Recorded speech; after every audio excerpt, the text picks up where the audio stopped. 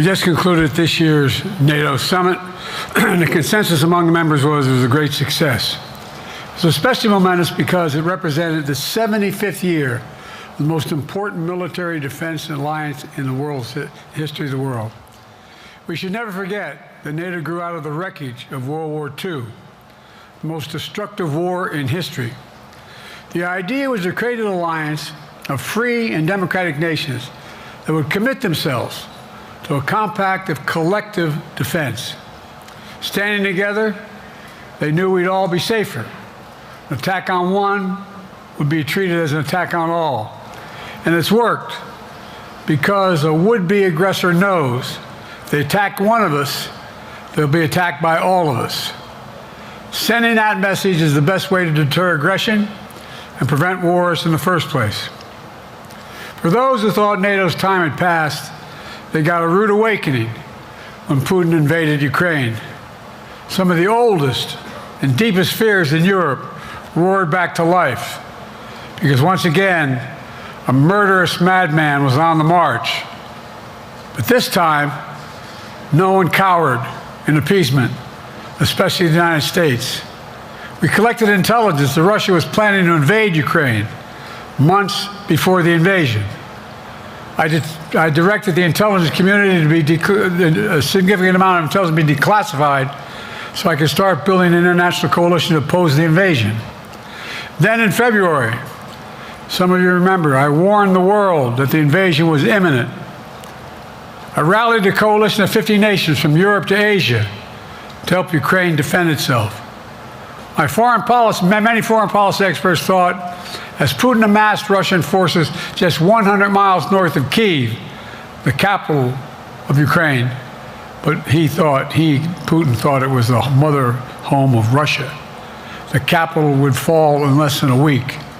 But the Ukrainian people, backed by a coalition to help build, stopped them. Today, Kyiv still stands, and NATO stands stronger than it has ever been. During the week of this summit, several heads of states made it a point in their statements to thank the United States and to thank me personally for all that NATO has achieved. NATO is not only stronger, NATO is bigger because we led the charge to bring in Finland and Sweden into the alliance, and it makes a gigantic difference.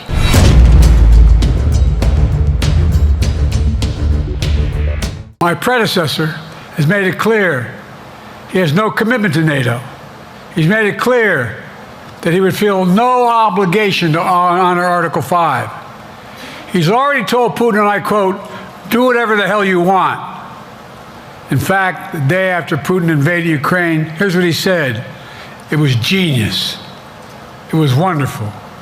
Some of you forgot that, but that's exactly what he said. But I made it clear. A strong NATO is essential to American security. And I believe the obligation of Article 5 is sacred. And I would remind all Americans, Article 5 is invoked only once in NATO's long history, and that was to defend America after 9/11. I made it clear that I will not bow down to Putin. I will not walk away from Ukraine. I will keep NATO strong. That's exactly what we did, and exactly what we'll continue to do.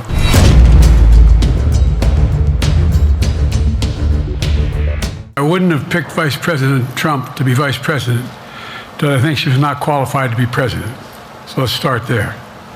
Number one, the fact is that the consideration is that I think I'm the most qualified person to run for president. I beat him once, and I will beat him again. Secondly, the idea, I served in the Senate a long time. The idea that senators and congressmen running for office worry about the ticket is not unusual. And I might add, there are at least 5 presidents running or incumbent presidents who had lower numbers than I have now, later in the campaign. So there's a long way to go in this campaign. And so I'm just going to keep moving.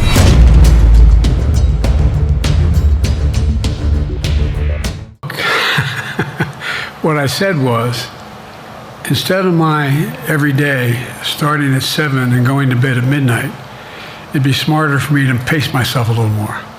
And I said, for example, the 8, 7, 6 stuff, instead of starting the fundraiser at 9 o'clock, start at 8 o'clock.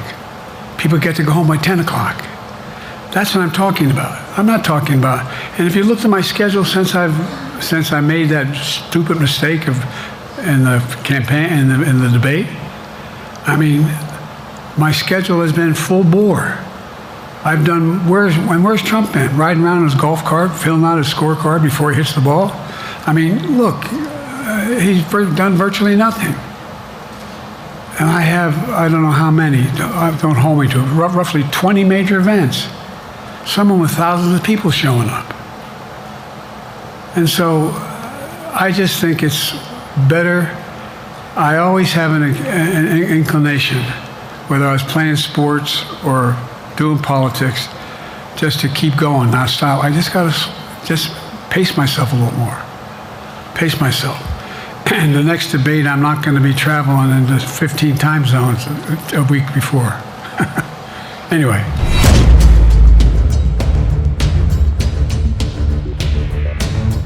We're in a situation where, and we've reestablished direct contact with China after that, remember the balloon, quote unquote, going down, and all of a sudden things came to an end? Well, we set up a new mechanism. There's a direct line between Xi and me, and our military has direct access to one another, and they contact one another when we have problems. The issue is that we have to make sure that Xi understands there's a price to pay for undercutting both the Pacific Basin as well as Europe, and as it relates to Russia and dealing with Ukraine. And so we, for example, if you want to invest in China, as you know this area really well. If you want to invest in China, you have to have a 51% Chinese owner. You have to make sure that you do by their rules, and you don't have the authority, and that you have to provide all access to all the data and information you have. There was a while there, as you recall, the last administration and other administrations, where the access to that market was enticing enough to get companies to come in, because they had access to over 1 billion people in the market, not 1 billion, but a lot of people in the market, and so they were doing it. But that got curtailed when we started saying we're going to play by the same rules. For example, the idea they don't abide by the international rules related to subsidizing products by the government funding. So guess what? They're not going to be able to export their electric vehicles to the United States without a significant tariff. Others are doing the same thing around the world. But it is a concern. It is a concern that you have both China, North Korea, Russia, Iran, countries that are not necessarily coordinated in the past, looking to figure out how they can have impact.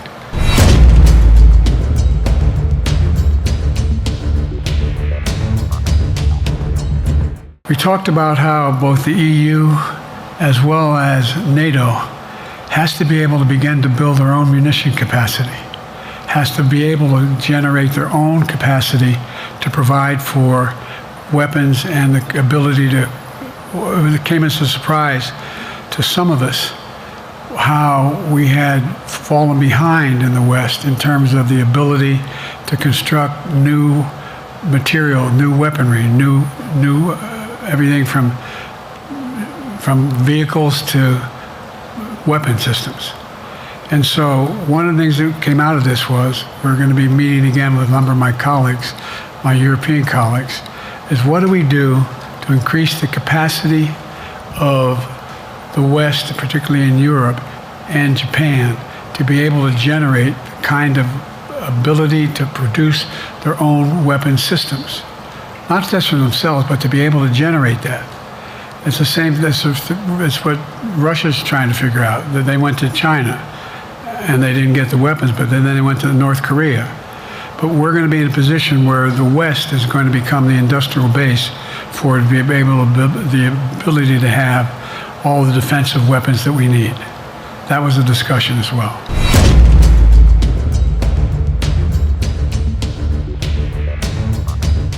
I have no good reason to talk to Putin right now. There's not much that he is prepared to do in terms of accommodating any change in his behavior. But there isn't any world leader I'm not prepared to deal with. But I understand the generic point is Putin ready to talk? I'm not ready to talk to Putin unless Putin's ready to change his behavior. And the idea, look, Putin's got a problem.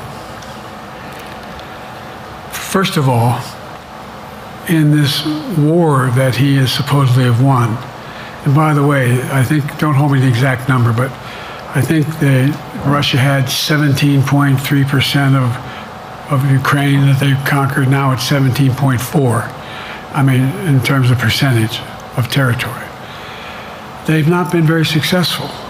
They've caused horrible damage, loss of life, but they've also lost over 350,000 troops, military, killed or wounded. They have over 1 million people, particularly young people with technical capability, leaving Russia because they see no future there. They've got a problem. But what they do have control of is they are very good at controlling and running the public outcry that relates to how they use mechanisms to communicate with people. They lie like hell through the constituencies. They lie like hell about what's going on.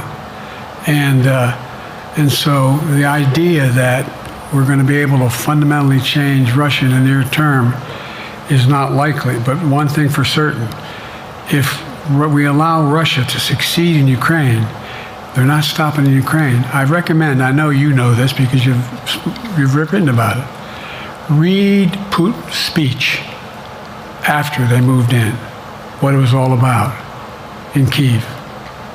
It wasn't about just, anyway, read what his objective is. And anyway, but so I think that I'm prepared to talk to any leader who wants to talk, including if Putin called me and wanted to talk. Last time I talked to Putin was trying to get him to work on an arms control agreement related to nuclear weapons in space. That didn't go very far.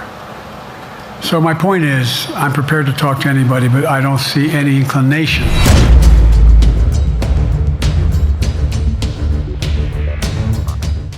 So let's go back to when you talked about would I have changed anything that's happening with Israel and the Palestinians and the Palestinian movement. The answer is, as you recall, from the very beginning, I went to Israel, but I also got immediate contact with al-Sisi in Egypt. I met with the King of Jordan. I met with most of the Arab leaders to try to get a consensus going as to what had to be done to deal with getting more aid and food and medicine into the Gaza Strip. And we pushed it really hard. And Israel occasionally was less than cooperative, number one. The Israeli War Cabinet, I've been dealing with Israel since Golda Meir. Some of the reporters around here come me all the time and heard me say this. The first time I met with Golda Meir, I sat across from her at her desk, and her assistant was Rabin sitting next to me. That's how far back I go. I know Israel well, and I support Israel. But this war cabinet is one of the most conservative war cabinets in the history of Israel. And there's no ultimate answer other than a two-state solution here. And so what was able to be done in terms of the plan I put together was it would be a process for a two-state solution. And we get the Arab nations to, particularly from Egypt all the way to Saudi Arabia, to be in a position where they would cooperate in the transition so that they could keep the peace in Gaza without Israeli forces staying in Gaza. The question has been from the beginning, what's the day after in Gaza? And the day after in Gaza has to be the end of the day after has to be no occupation by Israel on the Gaza Strip, as well as the ability for us to get in and out as rapidly as you can all that's needed there. I've been disappointed that some of the things that I've put forward have not succeeded as well, like the port reattached from Cyprus. I was hopeful that would be more successful. But that's why when I went to Israel immediately after the massacres that occurred at the hands of Hamas, the one thing I said to the Israelis, and I met with the War Cabinet and with Bibi, don't make the same mistake America made after bin Laden. There's no need to occupy anywhere. Go after the people who did the job. You may recall, I still get criticized for it, but I was totally opposed to the occupation and trying to unite Afghanistan. Once we got bin Laden, we should have moved on, because it was not no one's ever going to unite that country. I've been over every inch of that, not every inch, the entirety from the poppy fields all the way to the north. I said, don't make the same mistake we made. Don't think that's what you should be doing, is doubling down.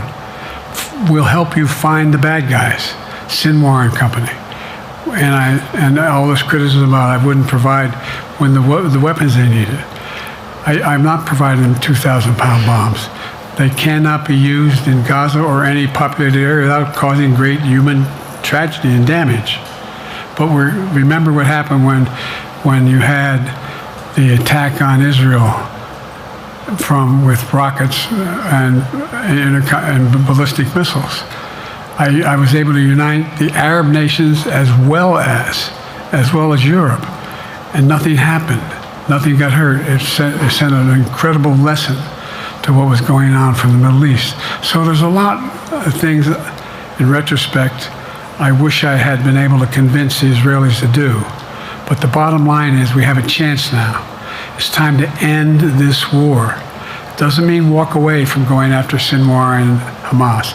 And if you notice, you know better than most, there is a growing dissatisfaction on the West Bank from the Palestinians about Hamas. Hamas is not popular now. And so there's a lot of moving parts. I just have to keep moving to make sure that we get as much done as we can toward a ceasefire.